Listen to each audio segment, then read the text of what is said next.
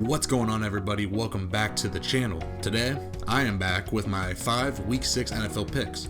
So far this season, we are 9-11, which isn't ideal, but in Week 4, we had our worst week going 1-4, so that skewed some things a little bit.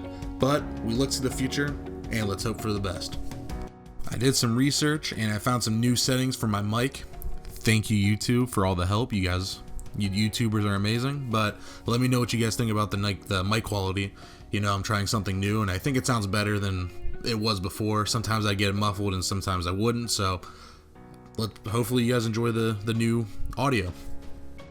Alright, so the first game that stands out to me is the Seattle Seahawks -1 against the Cleveland Browns. When are we just going to learn our lesson of Cleveland? I mean, it can't be this way. It cannot be Seattle -1. The line just doesn't even sound real to me. How could the Seahawks only be favored by 1 point?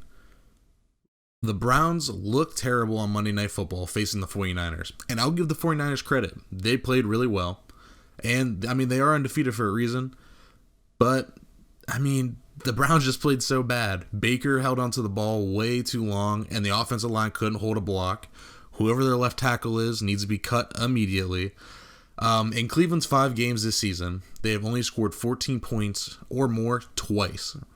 The Seahawks season low in points is 21, and that was on opening day. They figured stuff out since then. I'm not sure what Vegas knows about this game that they're not telling us, but if Russell Wilson that is playing, which he is, then I would throw my life savings on Seattle -1. I just can't believe the line's even this close. My next game is the Philadelphia Eagles +3.5 against the Minnesota Vikings. I like the Vikings, and I think Dalvin Cook is having a great season and is such a great talented player. But what does Philly do? They stop the run. The Eagles are holding opponents to just 63 yards a game on the ground, which is the best in the league. Week 1, they held the Redskins backs to just 28 yards on 13 carries. Week 2 held Devonta Freeman to 11 carries for 22 yards. Week 3 held Kerryon Johnson of the Lions to just 36 yards on 20 carries. Week 4 held Aaron Jones to 13 for 21. And Week 5 held Le'Veon Bell, who is still one of the best backs in the league, to 43 yards on 15 carries. Those are some crazy numbers. And those are the most talented backs, or some of the most talented backs in the entire NFL. Those aren't scrub running backs. So I'm thinking this could be the day Dalvin Cook finally has his off game, which was soon to happen or destined to happen after his hot start. You know, this would make Kirk Cousins have to step up and take control of the game, which is not a situation in which the $84 million man thrives in, ironically. I think Carson Wentz is playing great this year, and I like the weapons around him. Zach Ertz is one of the best tight ends in the league, and Alshon Jeffrey is still a big play receiver that can grab touchdowns. And look, he finally looks to be healthy again after suffering injuries early in the season. You know, what's new for him? I like Philly here to stop the run and force Kirk Cousins to step up and try to win the game, which he will not. I think we all know that. Next up, I have the Detroit Lions +4 against the Green Bay Packers.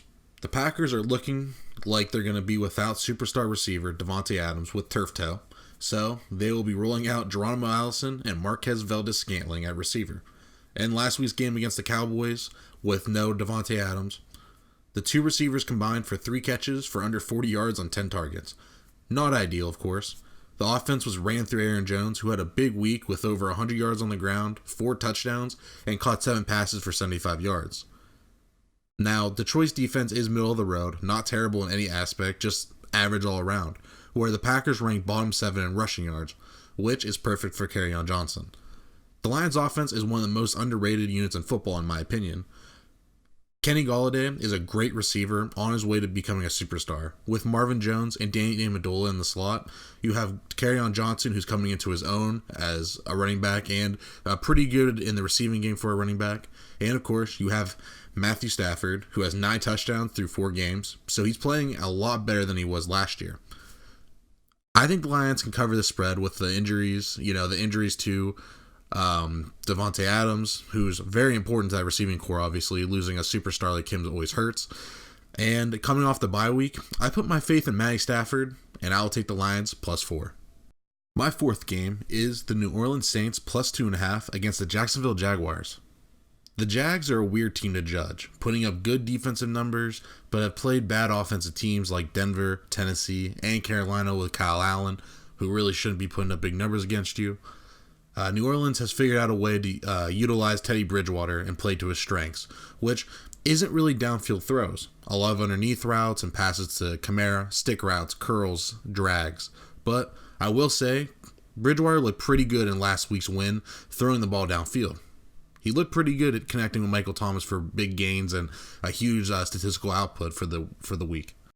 For Jacksonville's offense, Gardner Minshew is looking pretty impressive in his quest to take over in place of the human clutch performer Nick Foles.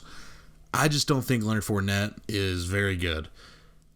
He's a running back who can't create for himself and needs it to be blocked in order to get good production. You know, he gets what he's blocked for. And I just don't think that he's going to be a big factor in this game. You know, I think that the Saints being underdogs is a mistake, and I think the team with the most playmakers will win the game, and that's New Orleans Saints. So I'm taking the Saints plus 2.5. My fifth and final game is the Kansas City Chiefs -4 against the Houston Texans. This should be a shootout.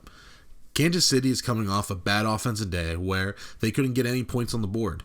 Patrick Mahomes' 2018 was a fluke. I mean, he's only thrown one touchdown in his last 2 games. He might be trash. I guess he is human after all. Note to self, Patrick Mahomes is still a very great player. Kansas City may get the NFL's biggest playmaker back in Tyreek Hill, as he's a game-time decision this week, which makes no sense to me. I mean, how is he a game-time decision with a clavicle injury?